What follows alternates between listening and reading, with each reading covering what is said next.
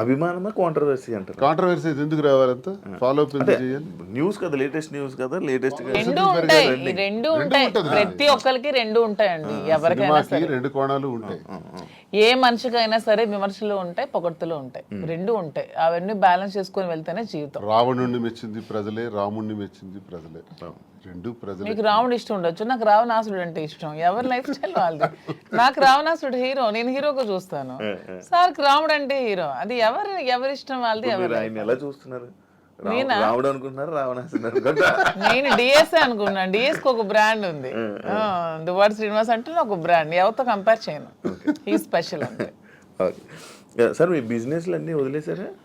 వదిలేదు, అన్ని లాగేసుకున్నారు. మేమేం బిజినెస్ వదిలేదు. మైన్స్ నాది 25 years నుంచి మైన్స్ కంపెనీ. ఎప్పుడు మైన్స్ ప్రపంచ స్థాయిలో కూడా ఐకాన్ బ్రౌన్ గ్రానైట్ ఓనర్ గా మంచి పేరు ప్రఖ్యాతులు సంపాదించాం. మైన్స్ లో బాగా పీక్స్ కి వెళ్ళాను. ఈ గవర్నమెంట్స్ లో గవర్నమెంట్ ఉంటే ఒకలాగా, లేకపోతే రిజల్ట్ రోజు ఈవినింగ్ లాగేసుకున్నాం. 4వ తారీఖు ఎన్నికల ఫలితాలు వచ్చాయంటే ఆ సార్ సాయంత్రం కల్లా నా మైన్ ఒక్క సందని కొట్టి పంపించేశారు. ఈ రోజు వరకు పర్మిట్స్ ఇవ్వట్లా. 61 కోట్లు లాస్ సడన్ గా గవర్నమెంట్ రావటం వల్ల, కూటమి ప్రభుత్వంలో అచ్చెన్నాయుడు వీళ్ళు టార్గెట్ పెట్టారు.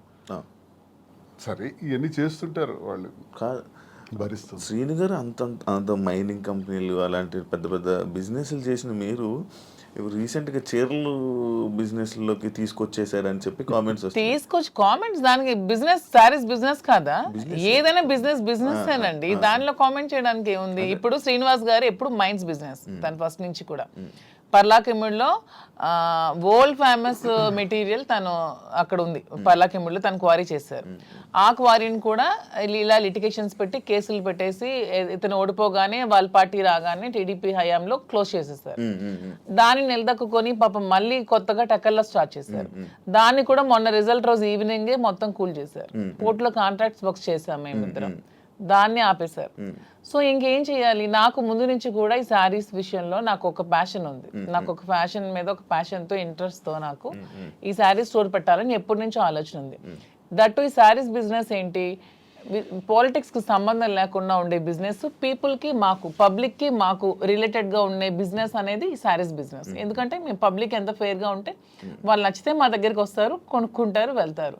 సో దీనిలో పొలిటికల్ ఇంటర్ఫీరెన్స్ అంటూ ఏమీ ఉండదు. సో అందుకని నేను శ్రీనివాస్ గారికి ఇంతవరకు మనం మైండ్స్ ఇవన్నీ చేసాం, చేసి ఎప్పుడు కోల్పోతూనే ఉన్నాం, ఎప్పుడు కూడా నిలదొక్కుకోలేదు. ఈ 4 years లో కూడా 30-40 crores వరకు పెట్టాం, లాస్ అయిపోయాం. మళ్ళీ ఇదే స్టార్ట్ చేసాం. మళ్ళీ నెక్స్ట్ టైం పార్టీ వస్తుందో రాదో, మళ్ళీ ఏమవుతుంది, పొలిటికల్గా ఇబ్బంది పడుతున్నాం. కాబట్టి ఇదన్నిటికీ డిఫరెంట్గా మనం తెలంగాణ అంటే ముందు నుంచి శ్రీనివాస్ గారికి నాకు హైదరాబాద్ మా ఫేవరెట్ ప్లేస్, మా ఇద్దరికి కూడా. హైదరాబాద్ ప్రజలు కూడా చాలా మంచి మనసున్న మనుషులు, ఎవరు వచ్చినా ఆదరిస్తారు. బ్రతకడానికి బ్రతుకు తెరునిస్తుంది హైదరాబాద్. అదొక చాలా పెద్ద ప్రపంచం హైదరాబాద్ అనేది, చాలా మందికి లైఫ్ని ఇస్తుంది. సో ఈ ప్లేస్ని మనం చూస్ చేసుకుందాం. నేను కంపేర్ టు నాకున్న ఫ్యాన్ ఫాలోయింగ్లో ఒక 10% ఆంధ్రాలో ఉంటే 90% నాకు హైదరాబాద్లోనే ఉన్నారు. అంత మంచిగా నన్ను ఆదరిస్తున్నారు. సో మనం ఫస్ట్ బిజినెస్ హైదరాబాద్లో స్టార్ట్ చేద్దాం. నాకు ఇంట్రెస్ట్ ఉంది, మీరు కొంచెం సపోర్ట్ చేయండి. అపార్ట్ ఫ్రమ్ యువర్ పాలిటిక్స్ నా కోసం ఒక 10% టైం మీరు కేటాయించి బ్యాక్ ఎండ్లో ఉంటూ నాకు సపోర్ట్ చేయండి అని చెప్పాను. చెప్పగానే శ్రీనివాస్ గారు కూడా దీనికోసం మేము 5-6 months నుంచి దీని మీద మేము వర్కౌట్ చేసాం. కొన్ని షాప్స్కి తిరిగాం. వీవర్స్ ప్రైస్ కంటే కూడా వీళ్ళు ఎక్కువ ప్రైస్కి అమ్ముతున్నారు shops, retailers.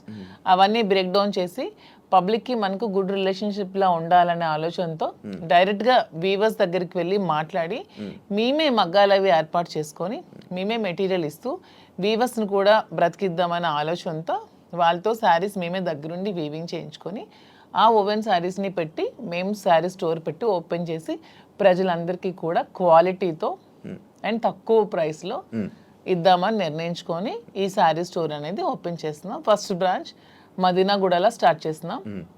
With in 3 months Jubilee హిల్స్లో స్టార్ట్ చేస్తాం. విత్ ఇన్ ఇంకొంచెం రోజుల్లో ఇంకొక 4-5 branches కూడా ఎస్టాబ్లిష్ చేయాలన్న ఆలోచనతోనే ఉన్నాం. అంతేగాని శారీస్ బిజినెస్ అనేది తక్కువగా చూడకండి. చూడడానికి కాదు, అంటే ఒక మంచి గ్రేట్ లీడర్ శ్రీకాకుళంలో, మంచి దువ్వాడ శ్రీను గారు అంటే మంచి నేమ్ ఉంది. అంత లీడర్లా ఉండేవాళ్ళు. ఆయన నోట్లో నుంచి ఎప్పుడు లైక్ జనాల దగ్గరికి వెళ్ళి అవి ఇవి వినేవాడు. కాకపోతే మైనింగ్ కంపెనీ బిజినెస్ చేసేవారు, ఒక మంచి బిజినెస్ మ్యాన్ అనుకునే వాళ్ళం. కానీ అలాంటి ఆయనతో నోట్లో నుంచి మేము ఇలా శారీ బిజినెస్ చేయబోతున్నాం నా కోసం ఇలా ఇలా చెప్తుంటుంటే ఎలా ఉండే ఆయన్ని ఎలా చేశారు ఎలా ఉండే ఆయన ఎలా చేయడం. బిజినెస్ అనేది ఏదైనా బిజినెస్, అది ఏదైనా చిన్న ప్రొడక్ట్ అయినా పెద్ద ప్రొడక్ట్ అయినా బిజినెస్ అనేది బిజినెస్ కింద క్యాలిక్యులేట్ చేయాలి. అది చీర జాకెట్టా లేకపోతే ఇంకేంటా అని చూడకూడదు. బిజినెస్ నాకు దీంట్లో ఇంట్రెస్ట్ ఉంది, ఇంతవరకు మైండ్స్ లో అతనికి ఇంట్రెస్ట్ ఉంది, మైండ్స్ వల్ల కోల్పోయాం. సో నా ఇంట్రెస్ట్ ఒకసారి వచ్చి చూడండి, చేద్దాం. మీకు తనకి ప్రజలే ఇష్టం, తనకి ప్రజాజీవితం ఇష్టం, ఇది కూడా ప్రజలకు లింకప్ అయ్యేది. మా కింద 100 మంది పనిచేస్తారు, మా ప్రజా సంబంధాలు ఇంకొంచెం బాగుంటాయి, ఇంకొంచెం మనకి పీపుల్ తో బాండింగ్ పెరుగుతుంది. వాళ్ళు కూడా మనం తక్కువ ప్రైస్ కి ఇస్తే ఓకే, శ్రీనివాస్ గారు మోదీ దగ్గరికి వస్తే మనకు తక్కువ ప్రైస్ కి శారీ వస్తుందని గుడ్ విల్ మనకు వస్తే చాలు, కోట్లు సంపాదించాల్సిన అవసరం లేదనే ఉద్దేశంతో శారీ స్టోర్ ఓపెన్ చేస్తాం. ఓకే, అంటే ఈ బిజినెస్కి దువ్వాడ గారు 3-4 కోట్లు ఎంతో ఇచ్చారు, ఆయన డబ్బులు ఇచ్చి ఈ బిజినెస్ కోసం శ్రీనివాస్ గారు ఎవరేమనుకున్నా నాకు అనవసరం. శ్రీనివాస్ గారు అన్ని ఆస్తులు వానికి రాసి ఇచ్చేసి వచ్చేసారు. With empty hands he came out. అక్కడి నుంచి మా లైఫ్ని మళ్ళీ మేము ప్రారంభించుకున్నాం. దీనికోసం మా పేరెంట్స్ ఇచ్చిన ప్రాపర్టీస్ మాత్రమే నేను సేల్ చేసి బిజినెస్లో పెడుతున్నాను. అలానే నాది వేరు శ్రీనివాస్ గారు వేరని మాకు లేదు. మీరు అడిగిన క్వశ్చన్కి ఆన్సర్ చెప్పాం. మా ఇద్దరు తన దగ్గర ఎన్ని కోట్లున్నా నాకు ఇస్తారు. ప్రెసెంట్ లేవు, లాగేసుకున్నారు అందరూ, ఉంటే నాకు ఇస్తారు ఖచ్చితంగా. సో నా దగ్గర ఉన్న ప్రతిదీ అతనిదే. మా ఇద్దరి మధ్యలో నీది నాది అనే తేడా లేదు. అయినా మా ఇద్దరు ఇప్పుడు మొగుడు పల్లాలి. మా ఇద్దరు నాదైనా ఒకటే అతనిదైనా ఒకటే, ఎవరికి సంబంధం లేదు. ఎవరు డబ్బులు పెడితే మీకేంటి ప్రాబ్లం? మీ బిజినెస్ చేస్తున్నావా, మంచి ప్రొడక్ట్ అందిస్తున్నావా అనేది మీరు చూడండి. డబ్బు గురించి ఆయనకి దగ్గర అయ్యారని కూడా టాక్. అది ఫేక్, అదే చెప్తున్నాను కదా. మీరు కావాలంటే అన్ని మొత్తం డాక్యుమెంట్స్ అవన్నీ వెనక్కి వెళ్ళి తీసుకోండి. ఆస్తులన్నీ రాసిచ్చి తను చెప్తున్నాను 0 బ్యాంక్ బ్యాలెన్స్ తో వచ్చారు నా దగ్గరికి. అందుకే నేను అంటున్నాను, మా బంధం మీరు ఎన్ని కామెంట్ చేసుకున్నా మాది 100% ప్యూర్ లవ్. ఎందుకంటే నేను అతని నుంచి ఏది ఆశించలేదు, 1 రూపాయి ఆశించలేదు. అతను పదవిలో లేరు, నేను పదవిని ఆశించడానికి, అతను డబ్బులు లేవు, డబ్బు ఆశించడానికి. ఏమి ఆశించుకున్నా 100% అతని మనసు, అతని వ్యక్తిత్వం, అతని హానెస్టీ, అతని హంబుల్నెస్, ఇవే చూసి నేను ఇష్టపడ్డాను. దాంతోనే ఇప్పుడు కలిసి ఉన్నాం. అతని దగ్గర ఏ ఆస్తులు లేవు, అన్ని బాణీకి ఇచ్చేసి వచ్చేసారు. ఇటీవల కాలంలో ఒక 2 కోట్ల రూపాయలు విలువైన 2.5 కోట్ల విలువైనటువంటి ఒక అసెట్ విశాఖపట్నంలో అమ్మారు. అలాగే శ్రీకాకుళంలో కూడా కొన్ని ల్యాండ్స్ అమ్మారు. అమ్మి ఈ డబ్బులన్నీ కూడా అక్యుములేట్ చేసి ఈ బిజినెస్. మా ఫాదర్ నాకు ఇచ్చిన ప్రాపర్టీస్ అన్ని నేను ఇప్పుడు అమ్మేశాను. ఎప్పటి నుంచో మా ఫాదర్ నాకు ఇచ్చే 2009 నుంచి అవి నా పేరు మీద ఉన్నవి. ఇప్పుడు బిజినెస్ కోసం నేను అమ్మేసి మరి బిజినెస్ స్టార్ట్ చేశాను. అంటే మీరు స్టార్టింగ్ అంటే ఆయనకి పరిచయం అవ్వక ముందు నుంచి, రాజకీయంలోకి రాకముందు నుంచి మీరు మేము ఫైనాన్షియల్ గా వెల్ సెటిల్డ్. మా ఫాదర్ వాళ్ళు వెల్ సెటిల్డ్, మా హస్బెండ్ వాళ్ళు కూడా వెల్ సెటిల్డ్. అన్ని వెల్ సెటిల్డ్ ఫ్యామిలీ ఫైనాన్షియల్ గా. మాకు ఫైనాన్షియల్ గా ప్రాబ్లమ్స్ కానీ ఏమి కూడా లేవు, ఎప్పుడు కూడా లేవు. వెల్ సెటిల్డ్ ఫ్యామిలీనే. ఇప్పుడు వీటి కోసం మేము ఆస్తులు అమ్మాల్సి వచ్చింది, లేకపోతే ఆస్తులు అమ్మాల్సిన అవసరం కూడా లేదు. ఎందుకంటే ఎలక్షన్ లో ఉన్న డబ్బులు కొంచెం ఉంటే అవి కూడా కోల్పోయాను. మా ఇద్దరు ఉండడానికి ఇల్లు కూడా కట్టుకున్నాం, దానికోసం కొంచెం డబ్బులు పెట్టవలసి వచ్చింది. సో ఇప్పుడు మళ్ళీ బిజినెస్ స్టార్ట్ చేయడానికి ఈ ప్రాపర్టీస్ అమ్మాల్సి వచ్చింది. లైక్ అంటే ఈ కామెంట్స్ రావడానికి గల రీజన్స్ ఏంటంటే, మీరు అది కొన్ని వీడియోస్ మీ డ్యాన్స్ చే సంబంధించిన వీడియోస్ కొన్ని సోషల్ మీడియాలో వైరల్ అవ్వడం జరుగుతుంది. అది మీరేనా? అది ఇప్పటికీ చెప్తున్నాను, అది నేను కాదు. అసలు ఆ మనిషి కూడా నాలాగా లేదు. అది ఎందుకు ఎవరికి అనిపించిందో, ఎవరికి పెట్టాలనిపించిందో కావాలనే కూటమి ప్రభుత్వం వాళ్ళే ఖచ్చితంగా దీన్ని ఈ పిల్ల సైనికులు ఉంటారు కదా, బచ్చగాళ్ళు, ఆ బచ్చగాళ్ళు ఈ కొంతమంది కలిపి ఐటీడీపీ అని ఇదొన్న పేజ్లో పెట్టి అనవసరంగా ట్రోల్ చేశారు. అలానే డాన్స్ చేసే అమ్మాయిని నేనేం కామెంట్ చేయట్లేదు. నాకు రికార్డింగ్ డాన్స్లు, నాకు స్టేజ్ల మీద డాన్స్ చేసుకోవాల్సిన అవసరం నాకైతే ఎప్పుడూ లేదు. ఎనీబడి కెన్ ప్రూవ్ చేసుకోండి. సార్ అప్పుడే చెప్పారు, ప్రూవ్ చేసుకుంటే నేను 1 crore rupees వాళ్ళకి గిఫ్ట్ ఇస్తానని. మొన్న ఛానల్లో కూడా నాకు అవసరం లేదు. అలానే నేను ఒకటే చెప్తున్నాను, ఎవరి బ్రతుకుతారు కోసం వాళ్ళు చేసుకుంటారు. ఇదే డాన్స్ స్టేజ్ మీద పబ్లిక్ గా బట్టలు ఇప్పి చేస్తున్నారు, వాళ్ళేమో హీరోయిన్లు అంటున్నారు. స్టేజ్ మీద చేస్తే స్టేజ్ రికార్డింగ్ డాన్సర్లు అన్నారు, నానా రకాల పేరు పడుతున్నారు. నేను ఎవరి అమ్మాయిని కామెంట్ చేయట్లేదు. నాకైతే మీరు వెళ్ళి మా ప్లేస్ లో ఎంక్వైరీ చేసుకోండి, నేను పుట్టిన ప్లేస్ లో, మా అత్తగారి ప్లేస్ లో. ఈ విమర్శలు చేసేవాళ్ళు ఎవరైనా ఆ అమ్మాయి మాధురి అని ప్రూవ్ చేస్తే 1 crore ఇస్తాం. ఒకవేళ వాళ్ళు ప్రూవ్ చేయలేకపోతే వాళ్ళు సరెండర్ అవుతామంటే అమ్మాయి ఎవరో కూడా మేమే తెచ్చి పెడతాం. ఎందుకు అమ్మాయిని బయటకు లాగాలి, పెళ్లి చేసుకుని హ్యాపీగా ఉంది కాబట్టి. మాకు అమ్మాయి తెలుసు, అది ఏ రికార్డింగ్ డ్యాన్స్ ట్రూపో కూడా తెలుసు. కానీ అలాగ అమ్మాయినే మాధురి అని చూపించిన వాళ్ళకి నేను అంటున్నాను, 1 crore మీకు బహుమానం కింద ఇస్తాను, దయచేసి అది ప్రూవ్ చేయండి అంటున్నాను. అంటే ఎందుకు చీప్ అంత ట్రిక్స్ ప్లే నీచంగా, చేయడం, అంత ట్రోల్ నీచంగా చేసి ఎందుకు చేయవలసిన అలా ట్రోల్ అవసరం చేయాల్సిన అవసరం ఏమొస్తుంది? ఏముందో నాకు అర్థం కాదు. అలా చేస్తే ఏమొస్తుంది? అంటే ఇప్పుడు మాధురికి నాకు మేము ఒక మనసుతో ఉన్నాం కదా మరి అలా చేస్తే ఏమొస్తుంది మీకు? ఎవడా చేసేవాడు? ఎవడు? రికార్డింగ్ ఆ డాన్స్ చేసేవాడు చేసే ఎవడు? అమ్మాయిని పెళ్లి చేసుకో, రికార్డింగ్ డాన్స్ అమ్మాయిని ని పెళ్లి చేసుకుని నీకేంటి నొప్పి? పెట్టినోడికి ఏంటి నొప్పి? అలాగైతే మీరు ఆ డాన్స్ చేసి మీరే ఒప్పుకున్నట్టు. నేను కాదు కదా, కాదనే నేను సవాల్ కాదు, నేను ఒప్పుకోవడానికి ఆ అమ్మాయి నేను కాదు. నేనైతే నిజంగా నేను ఒప్పుకుంటాను. I'm very bold and straight forward. నేను ఒప్పుకుంటాను. If it is me I will agree. నేనే అదా, నేను డాన్స్ చేసిన వీడియోస్ చాలా ఉన్నాయి, నేను పెట్టుకుంటున్నాను కదా. నేను చేసి నేనే పెట్టుకుంటాను. నేను అది కానప్పుడు నేను ఎలా ఒప్పుకుంటాను? అలానే అదే అంటున్నాను, ఒకవేళ డాన్స్ చేసిన అమ్మాయినే దువ్వాసం చేసుకుంటే మీకేంటి పెయిన్? ఆ అమ్మాయి మాత్రం ఆ అమ్మాయి కాదా, ఆడపిల్ల కాదా? ఎందుకు అంత ట్రోల్ చేయాల్సిన అవసరం ఏముంది? అంత నెగిటివిటీ స్ప్రెడ్ చేయాల్సిన అవసరం ఏముందని అడుగుతున్నాను నేను. ఒకవేళ ఆ అమ్మాయే మాధురి అని ప్రూవ్ చేయాలనుకుంటే 1 crore బహుమతి ఇస్తాం, తీసుకురండి అంటున్నాం. ఎవరైతే వచ్చారో వాళ్ళకి. అంటే ఇప్పుడంటే ఏ జనరేషన్ వచ్చేసింది, ఫేసులు మార్పిడి ఇది. ఆ వీడియో చూస్తే అప్పుడెప్పుడు 2003 2000 ఆమె వయసు ఎంత తెలుసు? ఏమండి నాకు ఇప్పుడు 34 years అండి. 2000 అన్న ఏజ్ ఎంత ఉంటది? ఓకే, ఆ వీడియో ఎప్పుడు ఉంటుంది? చాలా ఓల్డ్. నేను 2000 అన్న ఏజ్ ఎంత ఉంటుంది చెప్పండి?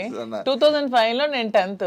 నాకు ఎంత ఏజ్ ఉంటుంది? నాకు 2010, 11 అప్పుడు నేను ఎంత పిల్లని ఉంటాను? ఆ అమ్మాయి అంత డాన్స్ నేను ఎలా చేయగలను? కొంచెం నా పోనీ అట్లీస్ట్ నా చిన్నప్పుడు ఫోటోలు ఏవో చూపిస్తే మీకు తెలుస్తుంది. ఎప్పుడో మాదిరేం చూపిస్తున్నారు కదా.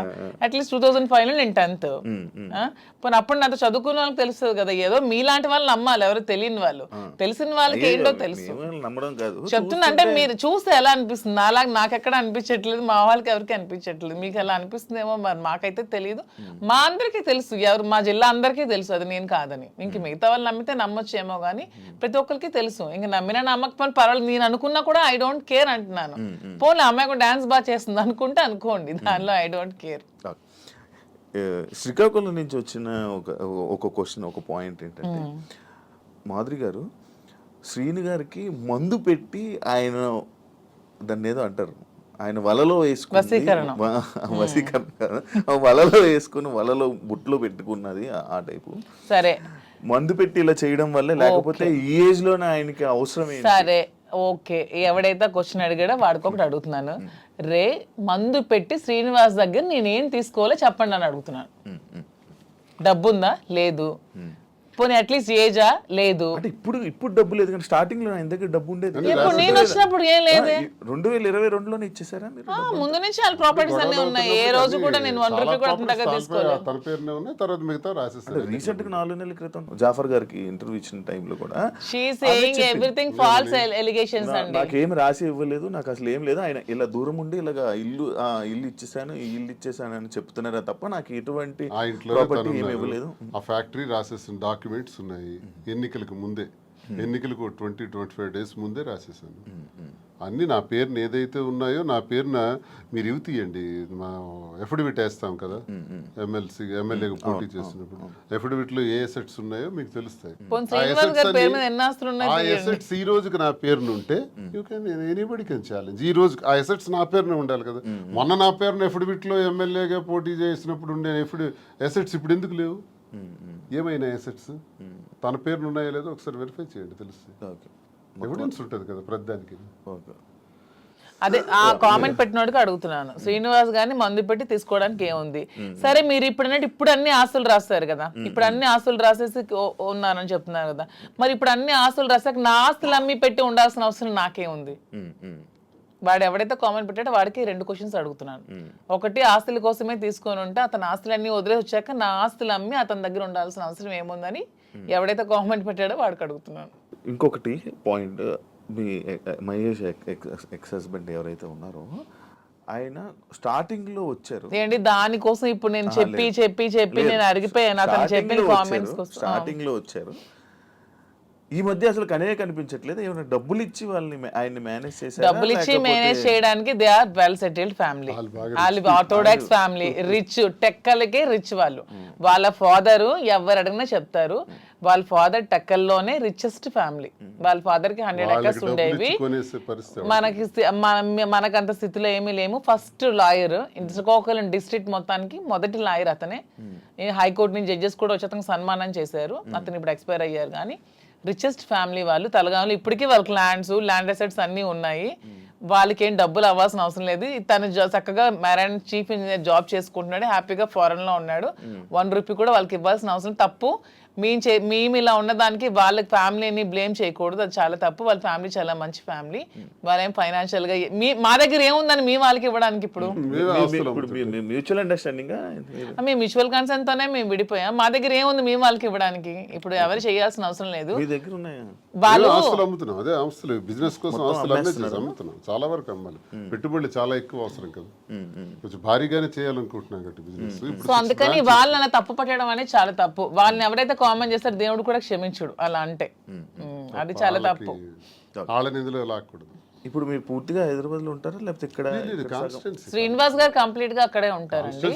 నేను హైదరాబాద్ లో ఉంటూ చూసుకుంటాను. శ్రీనివాస్ గారు అవసరం ఇక్కడ ఏదైనా నాకు ఉందనిపించినప్పుడు తను వచ్చి వెళ్తూ వస్తుంటాం. మీరైతే ఇంకెక్కడే? నేను ఇక్కడే ఉంటాను హైదరాబాద్ లో. బట్ ఇక్కడ చాలా మంది బొటిక్లు ఉన్నాయి, లైక్ మీది కూడా ఒక బొటిక్ లాంటిదే కదా? నాది బొటిక్ కాదండి, కంప్లీట్ స్టోర్. Complete store. ఇక్కడ చాలా స్టోర్స్ ఉన్నాయి, చాలా బొటిక్స్ ఉన్నాయి. ఇప్పుడు యూత్ కానీ లేకపోతే ఇప్పుడు రీసెంట్ టైమ్స్లో అందరూ బొటిక్స్ వైపు లేకపోతే అటువైపు ఎక్కువ అవగాహన చూపిస్తున్నారు, లైక్ అవి తీసుకుందాం అవి చేసుకుందాం అనేవి. బట్ మీది ఎందుకు సక్సెస్ అవుతుందని అనుకుంటున్నారు? మీరు అన్ని ఉండగా మీ దగ్గరికి ఎందుకు రావాలి? ఆఫ్ కోర్స్ కరెక్ట్ పాయింట్ అడిగారు. అన్ని ఉండగా నేను సక్సెస్ అవుతానని నమ్మకం నాకుంది. ఎందుకంటే నేను ఫస్ట్ ఆఫ్ ఆల్ నేను ప్రతి ఉమెన్ కి కూడా క్వాలిటీ ప్రొడక్ట్ ఇవ్వాలనుకుంటున్నాను. కొన్ని వెరైటీస్ ఉన్నాయి, టస్సెస్, ఆర్గాంజాస్, రాసిల్స్, చాలా వెరైటీస్ ఉంటాయి. కానీ దాంట్లో అందరూ చాలా మంది ప్యూర్ ఇవ్వకుండా డూప్లికేట్స్ ఇస్తున్నారు. ఫస్ట్ ఫీల్ అనేది ఉమెన్ గా కంఫర్ట్ మాకు ఉంటుంది. మీకు నచ్చినా నచ్చకపోయినా ఫస్ట్ కట్టుకునేటప్పుడు శారీ అనేది మా కంఫర్ట్, మాకు నచ్చాలి, మాకు తెలియాలి. ఈ ప్యూరిటీ అనేది నాకు తెలియాలి, శారీ ప్యూరిటీ కానీ శారీ కంఫర్ట్ కానీ నాకు తెలియాలి. అదే మేము థీమ్తో ఫస్ట్ నేను ప్యూరిటీ అనేది కస్టమర్కి ఇవ్వాలనుకుంటున్నాను. సో ఈ సోకాల్డ్ ఈ షాప్స్, ఈ బొటిక్స్ లాగా డబ్బుల కోసం మేము వ్యాపారం చేయట్లేదు. మాధురి దగ్గరికి వెళ్తే మాకు ఖచ్చితంగా ఒక మంచి క్వాలిటీ తక్కువ రేట్లో బడ్జెట్లో వస్తుందనే నేను మోటోనే పెట్టుకున్నప్పుడు when compare to other shops నా దగ్గర రేట్ తక్కువ ఉన్నప్పుడు కస్టమర్ అనేవాళ్ళు నా దగ్గరికే వస్తారు. వచ్చినప్పుడు వాళ్ళు వెళ్ళేటప్పుడు హ్యాపీగా వెళ్తారు. సో వెళ్ళేటప్పుడు మళ్ళీ సెకండ్ టైం వస్తారు.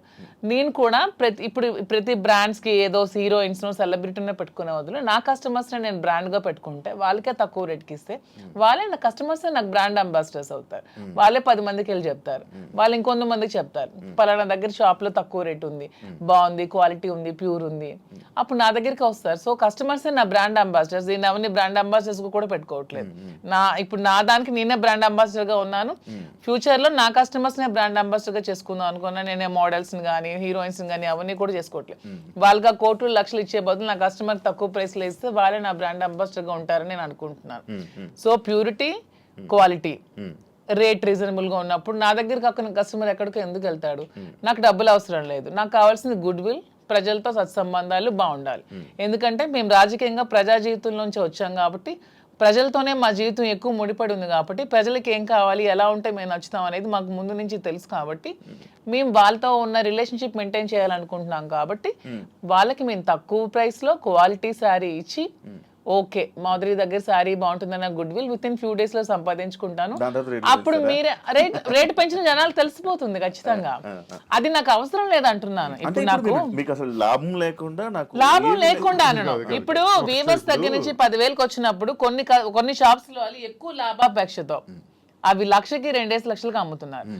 అలా కాకుండా ట్రాన్స్పోర్ట్ కి మాకున్న గమనించింది అంటే మాధురికి ఫ్యాషన్ పట్ల ఎక్కువ ప్యాషన్ ఉంది కాబట్టి నేను బిజినెస్లో రంగంలో నాకు కొంత అనుభవం బట్టి నేనేం చెప్పానంటే మనకి ఎప్పుడు కూడా క్వాలిటీ ఉండాలి, నాణ్యత ఉండాలి. అసలు ఏంటి ఈ రంగం ఏంటి, అసలు ఈ శారీ ఫీల్డ్ ఏంటి, ఈ పట్టు ఫీల్డ్ ఏంటి, పట్టు సిల్క్ ఏంటి ఒకసారి నా కళ్ళారా చూడాలనుంది. నీకు తెలుసు కాబట్టి నేను తర్వాత వెళ్ళాను, వారణాసి వెళ్ళాము, కోల్కతా వెళ్ళాము, తర్వాత ఇది ధర్మవరం వెళ్ళాము, కంచి, బెంగళూరు, సేలం, కోయంబత్తూర్, ఇలాగ చాలా ప్లేసులు, యాడికి ఇలాంటి ప్లేసుల్లోకి వెళ్ళి డైరెక్ట్గా మగ్గందారుల దగ్గరికి, నేతన్నల దగ్గరికి వెళ్ళాం. నేతన్న పరిస్థితి మేము అక్కడ చూస్తే ఆయన కష్టపడి ఆ నేసే చీర, ఒక చీర నేయటానికంట 1 నెల రోజులు కూడా పడుతుంది, 2 నెలలు పడుతుంది, కొన్ని చీరలు 15 రోజులు పడుతుంది. ఆ చీర ఇంత కష్టపడుతున్నారు కదా, నువ్వు ఎంత అన్నా సంపాదిస్తున్నావు, నీకు ఎంత ఇస్తున్నారంటే ఆయన చెప్పే లెక్కలు చూస్తే ఆయన కూలి కూడా ఆయనకి చాలట్లా, మళ్ళీ కూలి బ్రతికే. అంటే ఇక్కడ నేను అబ్జర్వ్ చేసింది అంటే ప్రజా జీవితం గడిపిన మాకు ఇంత కష్టపడి ఒక క్వాలిటీ శారీ 15 రోజులు కష్టపడి, 24 రోజులు కష్టపడి చేస్తే ఆయనకు మిగిలింది కూల, అంతకన్నా పెద్దోడు కాడా? నెంబర్ 1. మరొకరు కూడా ఇక్కడ నష్టపోతున్నారు. ఆయన తయారు చేసినటువంటి ఆ శారీని ఉదాహరణకు ఒక 50,000కి అతనికి ఇచ్చి కొన్నారనుకోండి మధ్య దళారీలు, అది తెచ్చి హైదరాబాద్లో 3 లక్షలకు అమ్ముతున్నారు. మీకు తెలిసిన అంటే ఎన్ని రెట్లు ఎక్స్ట్రా అమ్మారు? 5-6 రెట్లు ఎక్స్ట్రా అమ్మేటప్పుడు నష్టపోయే మరో వ్యక్తి ఎవరంటే కస్టమర్. నేతన్న నష్టపోతున్నాడు, కస్టమర్ నష్టపోతున్నాడు. ఇది నేను గమనించింది. నేనేం చెప్పానంటే మనం లాభాపేక్షతో లాభాలు సంపాదించేయాలనుకుంటే 1,00,000 వ్యాపారాలు ఉంటాయి. నాకు తెలుసు చాలా వ్యాపారాలు ఉన్నాయి. ఇందులో నువ్వు ఇంట్రెస్ట్ పెడుతున్నావు కాబట్టి ఇందులో చెయ్యాలి అనుకుంటే నా తాలూకు ఉద్దేశం అంటే నాణ్యత ప్రాధాన్యత, నాణ్యతే ప్రామాణికం. ఈ 2 మైండ్లో ఎప్పుడు పెట్టుకో. Quality is our predominance. ఈ 2 బ్రెయిన్లో పెట్టుకుని ఆ ఏదైతే నేతన్న దగ్గర తీసుకుంటున్నామో ఆ నేతన్నకి మనం ఆర్థికంగా సహకరించి మరికొంత వెసులుబాటునిచ్చి అతను నేసేటట్లు చేసి అవన్నీ కలెక్ట్ చేద్దామని చెప్పి ఇప్పుడు 4-5 నెలల్లో మొత్తం దేశం నలుమూల నుంచి కలెక్ట్ చేసి దాన్ని స్టోర్లో పెట్టేటప్పుడు దానికి జిఎస్టీలు, ట్రాన్స్పోర్ట్ ఛార్జెస్, ప్రాఫిట్స్, మెయింటెనెన్స్ అన్నీ వేసుకుంటే 50,000 రూపాయల సారీని ఎంత కమ్మొచ్చు? 80,000కి అమ్మండి, 90,000కి అమ్మండి, అయితే 1,00,000కి అమ్మండి. 3 లక్షలు ఏంటండి? ఇది మోసం కదా కస్టమర్కి. మరి 3 లక్షలకు అమ్మిన లాభంలో కొంతైనా నేతనికి ఇస్తున్నావా? అది కూడా నష్టమే కదా నేతనికి. ఈ 2 ఆలోచించి ఈ 2 బ్యాలెన్స్ చేసి బిజినెస్ సక్సెస్ఫుల్గా రన్ అవ్వాలంటే వ్యాపారం పెట్టిన తర్వాత ఆ వ్యాపార యజమాని ఎవరన్నది జనానికి తెలుస్తుంది. వ్యాపారం పెట్టక ముందే మేమెవరమో జనానికి తెలుసు. కాబట్టి మా మీద ఒక ఎక్స్పెక్టేషన్ ఉంటుంది, ఒక నమ్మకంతో మా దగ్గరికి వచ్చేటప్పుడు ఆ కస్టమర్ ఆ కళ్ళల్లో నేను సరైన ప్రైస్ ఇచ్చాను అన్నటువంటి ఆనందాన్ని మేము చూడాలి. అరే నేను ఈ స్టోర్కి వచ్చి చాలా ఎక్కువ డబ్బులు ఇచ్చేసాననే బాధని ఎక్కడ ఏ కళ్ళల్లో కూడా మనం చూడకూడదు అన్నది మా ప్రధానమైనటువంటి ఉద్దేశం. నేతన్న దగ్గర నుంచి కస్టమర్కి మధ్యలో బాధ్యత వహిస్తూ రీజనబుల్ ప్రైస్, సరసమైన ధర ఇవ్వాలన్న దానితో ఇది ప్రారంభించి ఒక 6 బ్రాంచెస్, తర్వాత విజయవాడ, విశాఖపట్నం, రాజమండ్రి, కాకినాడ, బెంగళూరు కూడా అనుకుంటున్నాం. ఇంక జ్యువెలరీ కూడా స్టార్ట్ చేద్దామని ప్లాన్ చేస్తున్నాం. ఒక మంచి ఆలోచనతో దువ్వాడ శ్రీనివాస్ చీరలు అమ్ముతున్నాడా, దువ్వాడ శ్రీనివాస్ ఇలా అయిపోయాడా, అలాగే ఎవరైనా ప్రచారాలు చేసుకుంటే దువ్వాడ శ్రీనివాస్ రాజకీయం వదిలేడు, పదునైనటువంటి భాష వదలడు, తూర్పార పడ్డానికి ఎంత తోడైనా సరే ఆగే ప్రసక్తే లేదు, ప్రశ్నిస్తాడు. దువ్వాడ శ్రీనివాస్ రాజకీయం అనే గ్రౌండ్ ఫీల్డ్ వదిలేడు. దయచేసి ఆ భ్రమల నుంచి బయటపడమని వాళ్ళకి నేను సవాల్ చేస్తున్నాను. వ్యాపారం చేయాలని మాధురికి సహకారంగా పూర్తిగా ఉంటాను. తాను చేసే ఈ పట్టు సిల్క్స్లో ఈ స్టోర్స్ని బాగా డెవలప్ చేసే విధంగా, దాంతోపాటు యాడింగ్ జ్యువెలరీ కూడా విమెన్కి కావాల్సిన వాటి పైన ఆమెకి జ్యువెలరీలో కూడా బాగా నాలెడ్జ్ ఉంది కాబట్టి అవి కూడా పెట్టి అవి కూడా సరసమైన ధరలకి ఇచ్చే విధంగా మేము చేస్తామే తప్ప లాభాపేక్ష కోసం ఏదో అలా తప్పుడు పద్ధతుల్లో లాభం సంపాదించాలనో ఉద్దేశం కదా. అలా అనుకుంటే చాలా వ్యాపారాలు ఉన్నాయి. మా ఉద్దేశం అందుకే కాంచీపురం ఉకుళ సిల్క్స్ అని కూడా పేరు పెట్టాం.